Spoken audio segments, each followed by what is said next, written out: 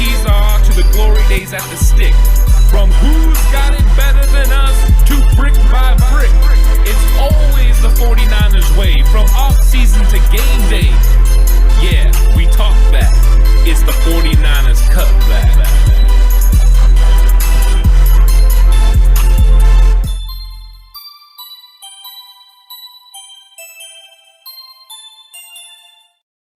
It's 49ers Cutback Podcast time, and we are right in the midst of draft week because it's almost here. Alex, the draft is almost here. It is so freaking close, my dude. I'm so pumped right now. I am too, and now it's time for us to start getting into mock drafts again. It is. We got some individual mock drafts coming everyone's way. We've got a final mock draft collectively that's coming everyone's way. That's going to be fun. It's going to be a blast. So this is going to kick it off. I get to go first this time. That's with right. My individual mock draft, and I think this was going to be fun. So we'll continue the conversation as we go through these picks because I think some of these things are going to be interesting and some are going to be fun. And my mock draft is different than last time. You're going to see some similar names, but there are some changes to this mock draft. Yeah, there are. 49ers have made some moves, so I had to adjust accordingly. And some things I stayed steadfast on, but I'm curious what everyone ends up thinking about this because this one took me a while to put together because I was agonizing over some of these picks. So, with pick number 3, I did not have a chance to take Justin Fields because Justin Fields was taken. So, Zach Wilson from BYU is the pick. And that means for 2 straight mock drafts for me, Zach Wilson fell to 3. That's impressive. Yeah. And that's what we're both, I think we're both, and probably Horse too, are feeling that way. We want it to be Zach Wilson, but we'll be completely fine if it's Justin Fields, and we'll hate our lives if it's Mac Jones. I think Wilson, when you hear the description of what Shanahan's looking for, makes the most sense for what they're looking for. But I don't know if he's going to be there. I don't think he will either. I think he's just too talented. He's just too talented. Yeah. Guy. I think he's too ready day one. I think it's what you're looking for if you're the Jets. Is that next guy who's not Trevor Lawrence, who's that ready day one, and Zach Wilson fits the bill. He checks all the boxes, man. I'll be honest, there's a part of me that's hoping LaFleur wants to change the offense a little bit and needs someone that's more of a runner. Do it. Yeah. Please. Please be Jets. Do something else. Please, yeah. Jets it all up for us. We appreciate it. In my last mock draft, I traded up, into the first round against Zayvon Collins. This time I did not trade up. I decided to stay pat and see what was going to be available. And when I got to pick 43, there was a lot of players available that I liked. Bunch. And some of the signings and things the 49ers have done have made me kind of reassess what I need to decide to do. So I actually got offered some trades. So I went ahead and looked at them. And one trade that I really, really liked was from the Los Angeles Chargers. Good save. And the Los Angeles Chargers made a deal I couldn't refuse because I sent them pick 43 and pick 194. So I gave up 2 picks. Okay. But they gave me 47, 77, 97, and 118. Holy. Yeah. They really wanted that spot. You happen to remember who they took there? I do not remember who they took there. Man, that's a lot of capital to give up for 1 pick. Yeah. Or 2 picks, really. And I was very, very happy to do it because now I had the firepower to do what I wanted to do. Yep, that's accurate. So then that might be an understatement. Oh, hold on, by the way. I almost forgot. That was a trade! It was?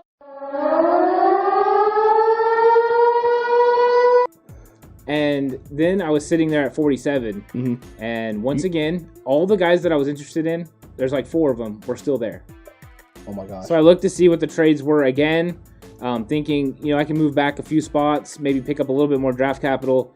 And this time the Washington football team, this wasn't as sweet of a deal, but it was still a deal that I was willing to make. The Washington football team, I sent them 47 and 180. And I received 51, 74, and 82. Holy shnikey. So you're telling me now that you're picking at 51, 74, 77, 82, 97, 102, and 118? And 117. And 117? Yeah. That's what I'm telling you. Oh my God. Guys, it's a double trade alert.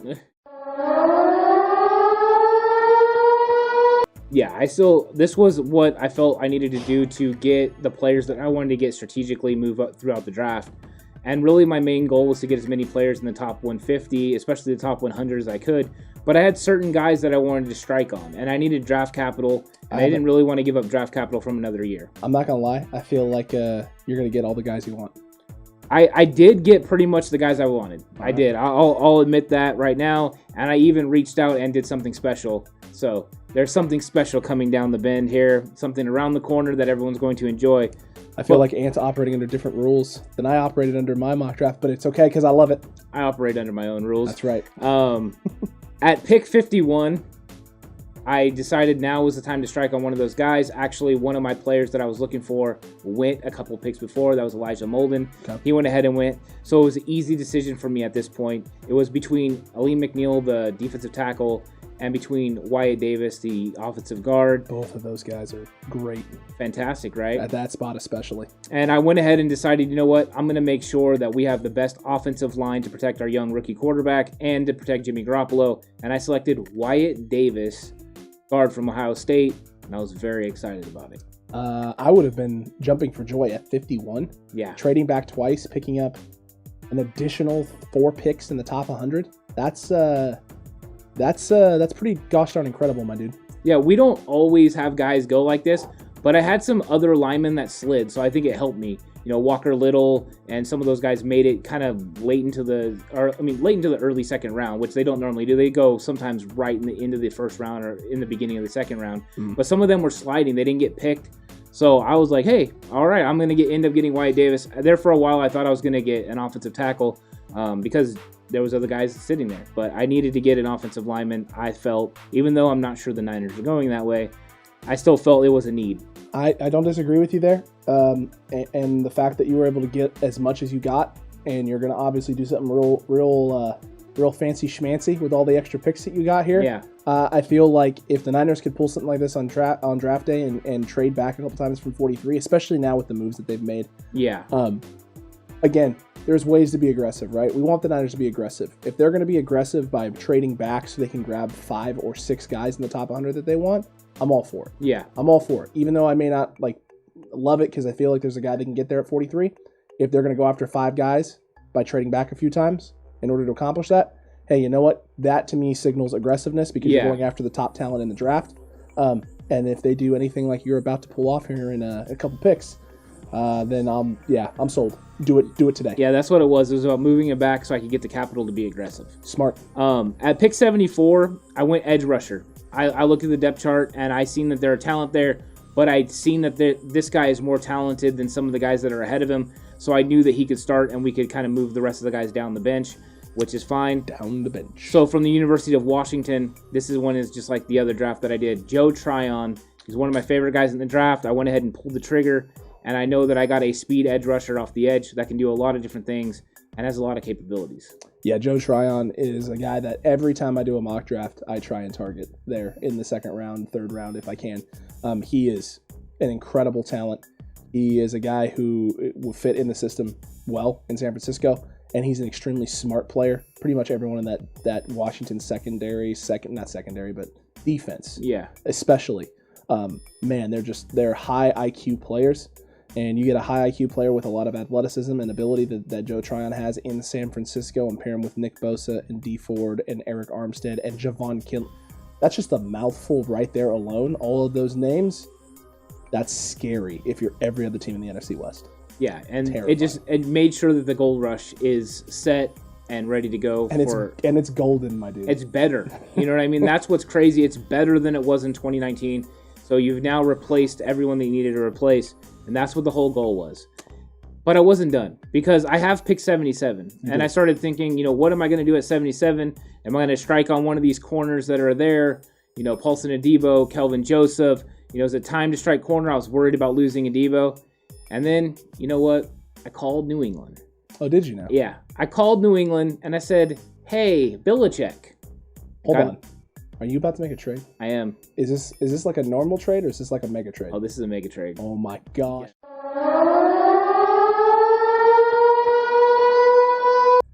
And Belichick was very happy to answer my phone call. Was he now? Oh yeah, he loves me because I know, because cool with Kyle. So first name basis. Cool. Yeah, cool. Yeah. He calls you Coach Ant and everything. Oh yeah, definitely.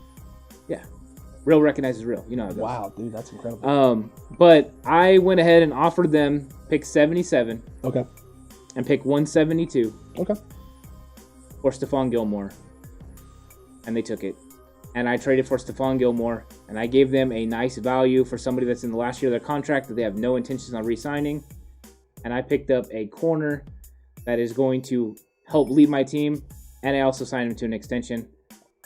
Yep. You're really working outside the rules here of the mock draft. You really are working on your own set of rules. Oh my gosh, this is incredible. Well, I only have one left. That's final. That's true. Yeah. This is you're gonna go all out. You gotta go all out. Go all in. Man, what was I doing with mine then? My word, this is incredible. We just got Stephon Gilmore, guys. We did. I'll tell you what, like if this happens on draft day, and this very well could happen on draft day, is a deal for Stephon Gilmore. I feel bad for everyone, headphone users of the channel. You know, volume warning. If a trade comes through with New England, turn down the volumes just a little bit because I am going to scream. Yeah. Scream with excitement. Yeah, I gave up some draft capital, but I had picked up some by trading back, so I knew this is kind of where I needed to strike. I almost called them with 74, but I ended up calling them with 77 because I wanted to make sure I secured Trion. I'm kind of glad you did. Yeah. I'm kind of glad you did. But I wasn't done there because I have pick 82 because Sure. I had gotten the haul from the draft, trading back. And so I'm not done at corner. I got Paulson Adebo. That's right. I've got Paulson Adebo to make sure that my corner position is good. I now have Mosley and Paulson Adebo behind Verrett and Stephon Gilmore. Sean McVay actually tears right now, right? Oh, yeah. He's actually crying. I hope he enjoys the Malibu home. Cliff Horseberry sitting over there, just he doesn't know what to do now. What am I should have said in college? Yep. Pete Carroll, he just ran out to the store. He's got to grab 4 more packs of gum because he's nervous chewing now. It's not confident, arrogant chewing on this. It's nervous chewing. Yeah. Yeah, imagine if you're DK Metcalf and you go up on the left and you're like, oh, there's Jason Brett. Dang it. I'm going to go the other side next time. Oh, shoot, there's Stephon Gilmore. Oh, gosh. Good luck with that. Yeah, have fun. We'll see how that goes. Have fun. Yeah, so that was what I was doing. And then I knew I needed to target an offensive weapon. I wanted to get my young rookie somebody. So I had picked 97, but I made a trade. No, you're shocked. I feel a theme coming on here, Ant. It is. I had to make some movement. I made my trades back earlier, and now I'm having to use that capital because I didn't plan on, I'm not going to draft 14 players. You just don't do that. I mean, you can. But those guys aren't going to make the team. I'm trying to be somewhat realistic here. You're being a responsible general manager. I am. I'm being very realistic, actually. Proud of you. And I did not want to wait any longer because of just some of the guys I wanted to pick up. So I traded up. And I gave up 97 and 230 for 94. So I only had to give up my 7th round pick. Okay. And I selected Tommy Trimble, tight end from Notre Dame. Good pick. Yeah, I wanted to get Trimble. I knew kind of where he was going to go. I had some other guys I was targeting too, so I wanted to get him before 102. Smart. So I didn't have to use him on 102. I could have maybe waited till 97, but I just didn't want to take a chance. I didn't want to lose my guy. And some other mock drafts I'd done, he'd went earlier. So I was like, you know what? I'm just not going to take the chance. Not going to let it happen. I'm going to get my guy. That's how much value I have. And not just that, but what's the difference? Honestly, there's no difference between the 3 picks there. If you were going to take him at 94, if you were going to take him at 97, you'd take him at 94. There's no difference there. And if there's really no one else that you're targeting, or if the next guy that's on your list that you want to target is a little ways away, you might as well just ensure that you get the guy at the spot that's available rather than rolling the dice so that you can pick 2 additional players. Yeah. And I did kind of take a chance by taking Trimble ahead of another guy that was on the board. Jamin Davis was on the board. Jamin Davis was not on the board for my next selection. He actually went and got drafted. So that was a little disappointing, but have no fear. I was prepared because I have been doing extensive studying on the linebackers. Okay. And Baron Browning was my selection at 102. It's a good one. Yeah, I was able to get him. Freak athlete. I mean, tremendous. Him covering Freiermuth out in the outside, one-on-one in the red zone. That just shows the kind of skill set he has to cover tight end in space. And he's really fast, and he can get there. I think there is some things he needs to learn as far as learning scheme and stuff like that. Yeah. But he's going to have Fred Warner there. He's going to have D'Amico Ryans to help teach him. And if that's the case, he's easily a 1st or 2nd round talent. And he's got Dre Greenlaw also. Yeah.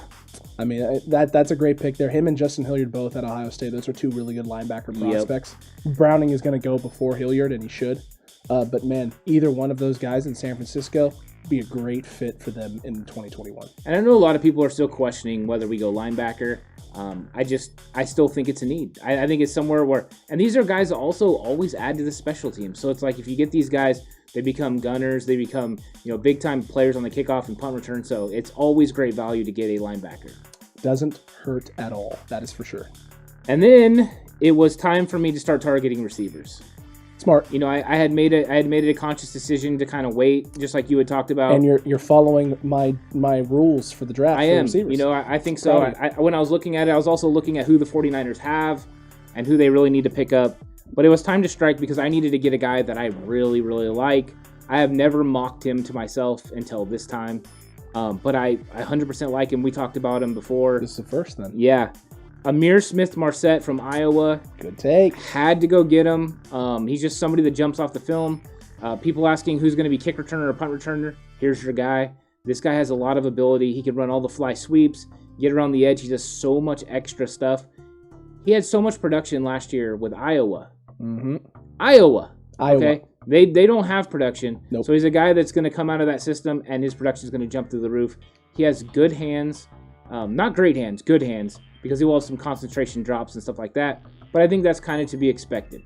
No, and listen, I mean, like you said, the big thing with him is all the physical tools that you bring to the table, the speed, size, all that fun stuff. Can do a lot of things for San Francisco and Kyle Shanahan's offense. And the special teams aspect. If you're not convinced Travis Benjamin is the answer on special teams as a punt and kick returner, this guy could fill that hole and fill that need. And it's just, this is the spot where if you're going to do it, you're going to take a wide receiver in this draft specifically for the 49ers, you got to flex your muscles in the 4th, 5th round. You don't want to go early. You can fill other holes in this team. Yeah. What we're looking for wide receiver wise here is a guy who is a wide receiver 3 that maybe could develop into a wide receiver 2. You're not looking for a wide receiver 1 in this draft. You don't need one. You have multiple, a plethora, and you even have a guy like Jalen Hurts still coming back. So you're just looking for depth. You don't take that early. You can wait, try and hit a home run on the guy late, and the Niners have shown that their front office knows how to target receivers. And that's why I added a guy that can kind of be positionless, play inside, play outside, can run the fly sweeps, do all that. And if you put him in number 84, as far as body shape and style, he would look like Kendrick Bourne. Yeah, well. I mean, very similar. The only difference is that, this guy does a little bit more of the fly sweeps and stuff because he's a lot faster than Kendrick Bourne. So you mean to tell me that when they actually run 84 on fly sweep actions this year, that they would have to take him seriously? Definitely. Okay, they would definitely have to take him seriously. It's good. Hey, you know what then? Great plan. It's a great pick. You know what? I wasn't done because I had picked 118 from my earlier trade, but I traded back. Oh my gosh, another trade. Yep. The Colts wanted to come up, and to be honest with you, I wasn't sold on a guy right in that area. It was I was sitting there thinking about, man, who am I going to take? Okay. There was some defensive linemen I was interested in, but I kind of convinced myself that I wasn't going to go defensive line. I had already went edge rusher. My corner situation has been taken care of. So the corner situation is set, my dude. No reason to take like St. Juste or one of those guys there. So I went ahead and moved back, picked up a little capital for the future. So I gave the Colts 118, and I got 127 and a round 4 in 2022. I like it. So I went ahead and did a pick for next year. It's not something I ultimately always do, but the situation warranted it. So I went ahead and did it. And then at 127, I wasn't done adding to the offense because I struck on a speed guy that can do a lot of fun things. Amari Rogers from Clemson, playing in the slot, running all the fly sweeps and stuff as well. Another gifted player. I have made sure that we upgrade in those areas. I make sure that we got a guy that can do Deebo Samuel type of things. Maybe not to that level, but Deebo Samuel type of things so that we're not worried if something happens to Deebo. Man, I'll tell you what, that is a great pick there. That's a great pick there. Trading back, getting some future capital next year, and still getting the guy that you want. I know future, like you said, future capital isn't as important as right now capital, but when you've made the trades that you've already made to get the players that you've already gotten early, plus Stephon Gilmore, everything else that you just did, shoring up the back end, getting a round 4 pick in the next year's draft, helps lessen the sting a little bit of losing that round 1, and then you go and grab this talented little slot receiver out of Clemson, who's got the speed, knows how to play with a big-time quarterback to go along with Zach Wilson. think about the body style. 5'9", 212 pounds. Mm-hmm. You know, that is, he's a running back playing receiver. What do we always say about Deebo Samuel? Nope. Similar. So we're finding guys that can fit and do the things that we need them to do. And honestly, think Taylor Gabriel. Yeah. Look what Taylor Gabriel did in the Kyle Shanahan offense in Atlanta. I'd probably say he's probably a little bit better than what Taylor Gabriel was coming out of college. But man, it's similar type of role and niche that he would have in that system in San Francisco. Yeah. He could be big time. He could blow up. And I only had one pick left. I have 155 because I traded 172 in the Stephon Gilmore trade. You did. So I had kind of set a goal for myself that I wasn't going to pick beyond 150. Okay. And I wanted to make sure I got as much value as I could in the 150. So 155, a little bit behind that, 5 spots. And then I decided, you know what? You go big or you go home. I don't care what PFF says about this player. When I watch this player, he's top 150.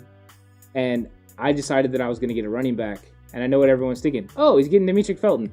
Nope, not Demetric Felton this time. Did you get Javion Hawkins? No Javion Hawkins this time. Oh, my. I watched more film, and I went back to my first instinct, my first natural gut instinct. Your first love? Yeah, pretty much. Nice. Was that this guy is just a brilliant runner who's suffering from circumstance. Maybe it's the way people view him off the field or the fact that he didn't play this year. But this guy's a top 150 talent. I'll put it on anything. So when he breaks out, everyone remember this. I went Kylan Hill, Mississippi State. Added him. I don't care about Wayne Gallman. I'm going to say, you know what? Go in there and compete. Let's see what you can do. And I think this guy can make the team because he's a great receiver out of the backfield. He has a awesome running style. Great cuts. Good quickness. Short area quickness is fantastic. Breaks arm tackles. Doesn't go down. That's the only thing with Javion Hawkins. It goes down with arm tackles.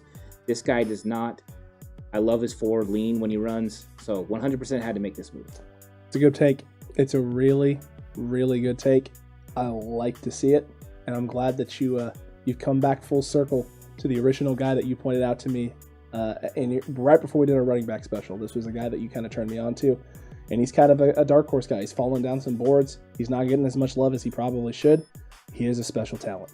He is. And like I said, I always let the film, speak to me. And I've kind of went away from it. You listen to a lot of noise. You hear a lot of things. You watch a lot of film. And sometimes you just have to put it back on and you remember, like, wait a second, what was I even thinking?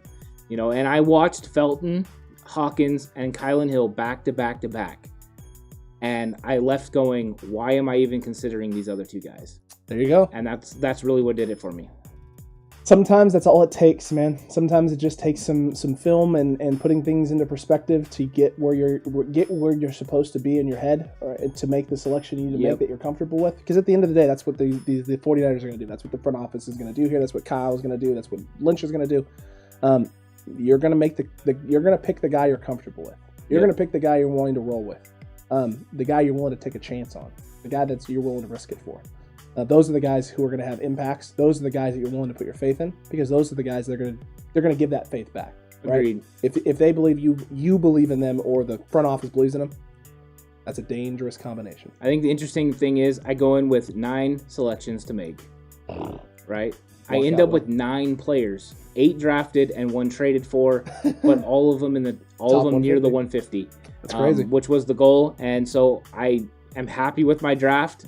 I think it was really good. I'll be surprised if I don't get a couple of negatives. I'm sure I will, but that's okay, because this is just the way I see it, and people always see it a different way. He made up his own rules. I mean, just that off the get-go, that's a big knock, right? Yeah, I mean, if people don't like the Stephon Gilmore trade, I'm okay with that. I'll live with it. I mean, you should all be okay with the Stephon Gilmore trade. It's just the fact that you did it. Yeah, and like they say, I didn't know we could do that. It's easier to ask for forgiveness than ask for permission.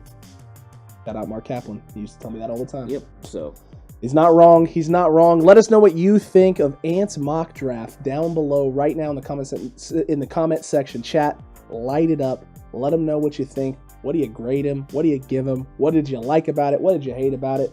Is there anyone he should have targeted that he didn't? Yeah.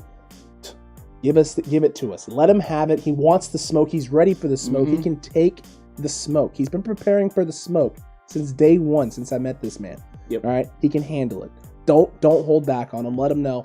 And while you're down there, don't forget to like the video. Subscribe if you haven't already. I don't know what you're doing. Look at Michael Alanis there. Michael Alanis, he's a new subscriber. He's subscribed. He knows what's up. He's hopped on the 49ers cutback train because we're on our way to 750. We're on our way to draft day. We are so close. Help us get there. Yeah, help us get there. And you know what? Let's have a good conversation about this. You don't like someone I picked? That's fine. Let's talk about it. Tell me why you like the person that you like. I'll tell you why I like the person I like. And you know what? We'll agree that, both players are probably good in this situation because, all these guys are really talented. And at the end of the day, too, we all want the same thing. We right? do. We want these players to pan out for the 49ers. Oh, you think I'm going to get mad if you tell me that we should take Puka Williams and then Puka Williams comes in and does awesome for the 49ers? I'm like, that's awesome. Yeah, Thank you. I was wrong. You were right. Awesome. I'm glad someone was wrong. I'm glad. Yeah, so 100%. And make sure you're here for the draft reaction. It's going to be so fun when we're giving live reaction as it happens. Yeah. And the comments. I'm curious what the comments are going to be when the 49ers start making selections. Is it going to be, oh my gosh, we suck again? Or is it going to be, this is the greatest thing ever, we're winning the Super Bowl? Hey, you know what? I'm leaning towards the Super Bowl train. That's where I'm at personally in my mind. That's my headspace. That's where I'm feeling. No, it's gonna be a blast for sure indeed. Chat, try not to get too toxic on draft day. I don't want to have to be doing too much monitoring of the chat. I want to be able to enjoy the chat. We've been really good so far, though. I'll tell you what. We got a great group of people here who are subscribed and watch us. Yep. We appreciate all your support. And if you haven't already, come join the community. It's a fun community to be a part of. 100%. Join it. It's going to be a blast. You want to be a part of it. We want you to be a part of it. It's true. And let everyone know. It's fun. It's a lot of fun. And until draft day, 49ers fans, you stay safe. Remember, the right way is always the 49ers way.